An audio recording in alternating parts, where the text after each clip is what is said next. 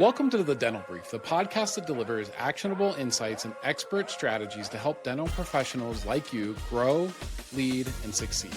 I'm your host, Patrick Shavasty, the president of Omni Premier Marketing. Every week at The Dental Brief, we bring you real conversations from expert speakers that offer expert advice and quick tips that make a real difference in practices nationwide. Whether you're a general dentist or run a multi-location practice, we've got you covered with content that's designed to help you attract more patients, to streamline your operations, reduce headaches in managing your practice, and increase your profitability. If you're ready to elevate your practice, be sure to subscribe, hit the notifications bell, and let's dive into today's episode of The Dental Brief.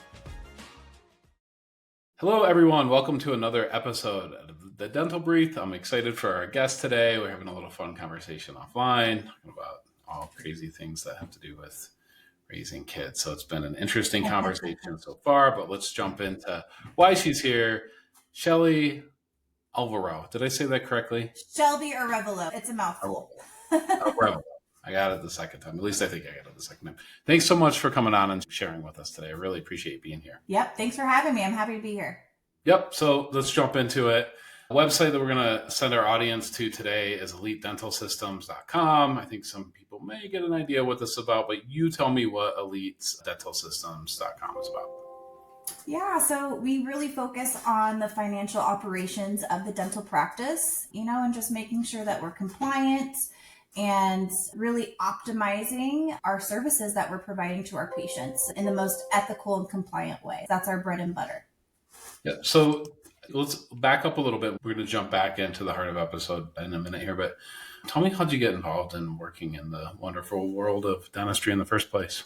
Yeah, I feel like I've been in dentistry pretty much my whole life. I'm 33 years old and I've been in dentistry since I was a senior in high school. Wow. I graduated my senior year as a certified dental assistant. So I did their ROP program.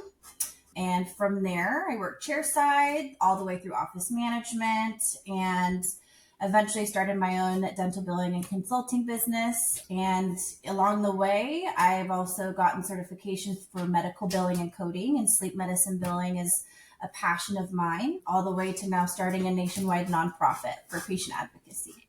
That's awesome. So congratulations to you. That's such a great journey. It's awesome to see where you started and where you're at now, and it's going to be even more interesting in the future to see where you go. So let's talk about problems, right? So we're always about helping dentists solve problems, overcome challenges. What are some problems and challenges that you see dentists that are having right now in their practices? Yeah, so of course, like in my line of work, right, where we focus so much on the financial aspects of the dental practice, insurance pressures and reimbursement issues, that's always going to be a big one. Navigating using the proper codes, navigating those denials and how to properly respond to those. And of course, low reimbursement rates, right? And that's always a constant battle that we're having and making sure that doctor's getting paid for everything that he does. Staffing and training is another one, right? Practices constantly struggling with turnover. Having reliable, skilled team members is a big one.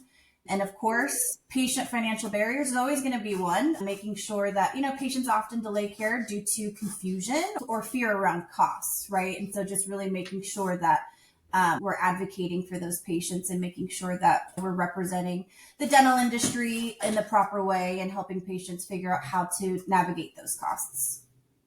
Awesome. So much to unpack here. So let's just jump on one of them. Let's talk about one area, one problem, one challenge, and then let's talk about some actions that dentists can take today to kind of overcome those. So I'll let you pick. What's that challenge going to be? My favorite's always going to be communication with patients and transparency when it comes to financial policies, treatment breakdowns, and just, really educating patients so that we're able to build trust. And ultimately, when we're doing that, you're going to have a higher case acceptance. When we have a balance, when a claim gets denied, right? The patient already has a clear understanding of how their insurance works and how the process goes, that when they get that, God forbid, that balance, that statement in the mail, that they're not upset, and they trust the information that they're given because there is that clear communication and transparency. That's a huge one. Yeah, that's a big one. So let's jump into that as much as we possibly can. So steps to communication. If you're trying to improve communication with your patients, transparency with your patients, Where does it start? Where's a good starting point? Where to jump in? Starts right off with that new patient phone call, right? And really setting that expectation clear from that very first time we're speaking with the patient. And patients need that. They need that clear direction. They need that clear boundary. And then it just kind of sets the tone for the rest of that visit, right? When they check in, do you have all the proper documentation? I know it might seem overkill, right? But those things are in place to not only protect the practice, but to also protect the patient. And so that they are fully aware of how the financial operations work and what they're agreeing to. And a big one is that I really advocate for is that patient is like, I don't agree with this office policy. Well, guess what? That's the patient's right. And maybe they're not the right fit for your practice. That's okay, right? And there's going to be a right fit for every patient, for every practice. Yep. What are some of the things that you see that are often mishandled? So like a common example, real world situation, that first phone call that's mishandled by the front desk. Not that we should say front desk, the person at the front desk. Yeah. But everybody says front desk. We're never overcoming that. So yeah, what's some ways that you see them mishandling calls maybe at the instructions or the SOP of the dentist that really should change?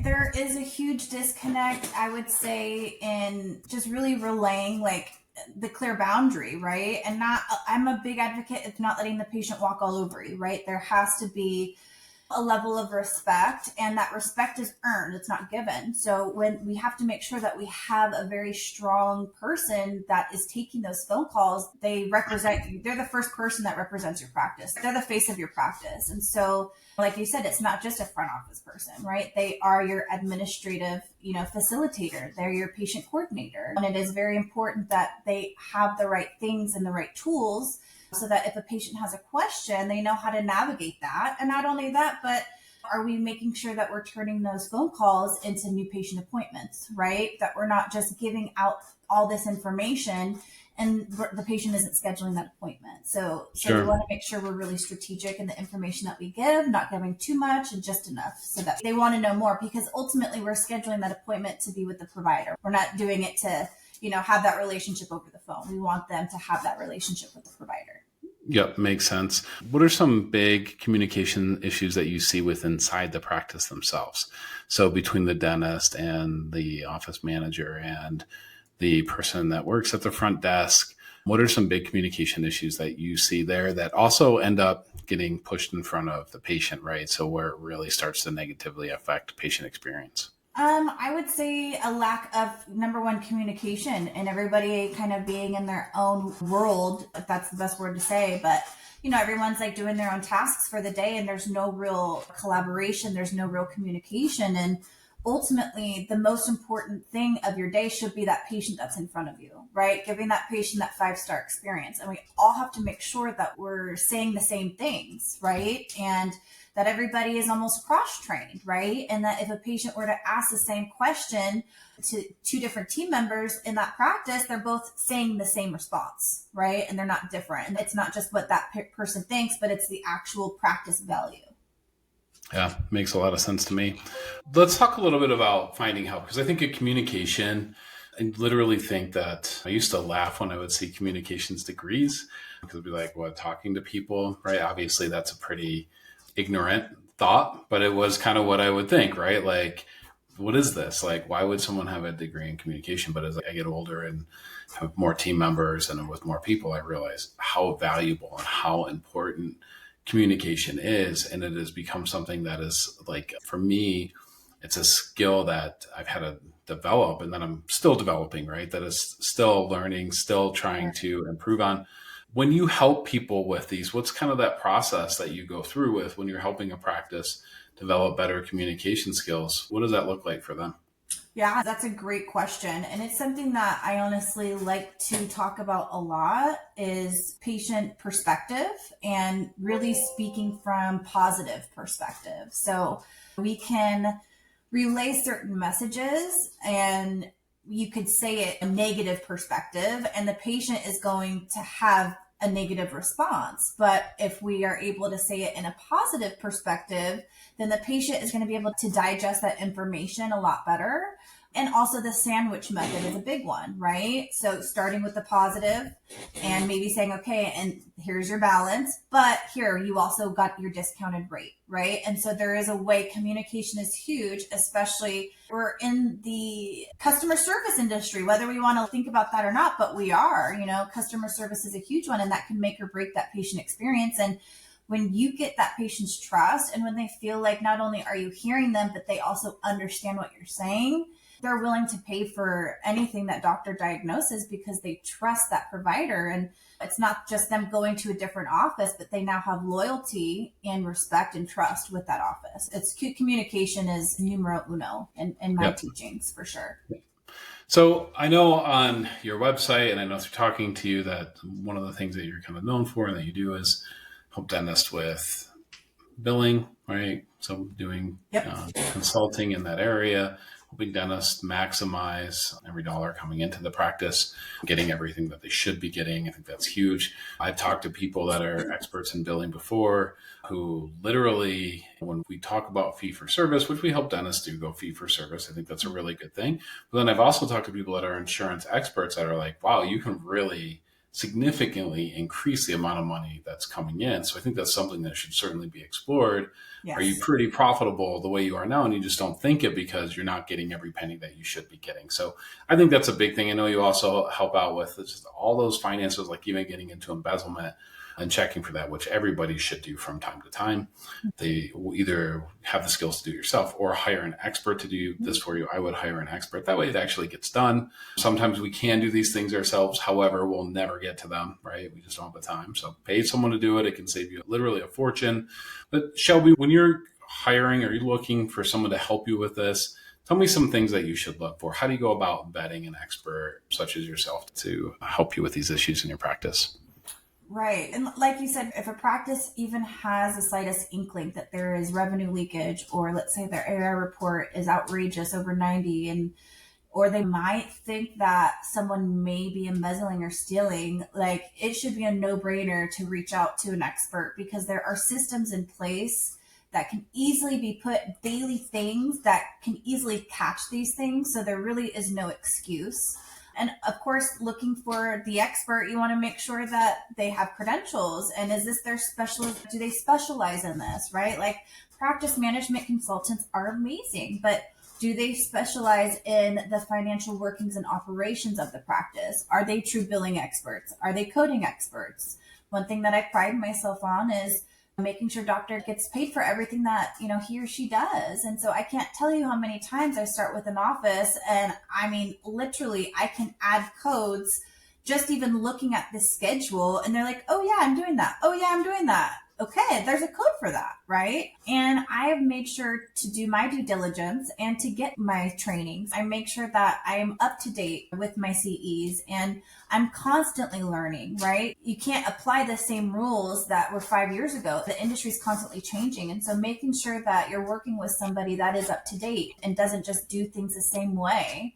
And transparency, right? So experts explain their process. They explain their fees. They provide measurable results. They're not gatekeepers, as I like to say. So I pride myself on making sure I leave my practices with tangible manuals and worksheets and checkoff lists, so that if I'm not there, you can still sustain and survive on your own. It's not just what Shelby's here for, but it's like, how can we create long-term lasting success for the practice without the person being involved? And obviously reputation's a huge one, right? What is their reputation like, right? They should be involved in different communities and different organizations. And I can say that I'm involved in quite a bit. So it's pretty fun. I love it. It's great.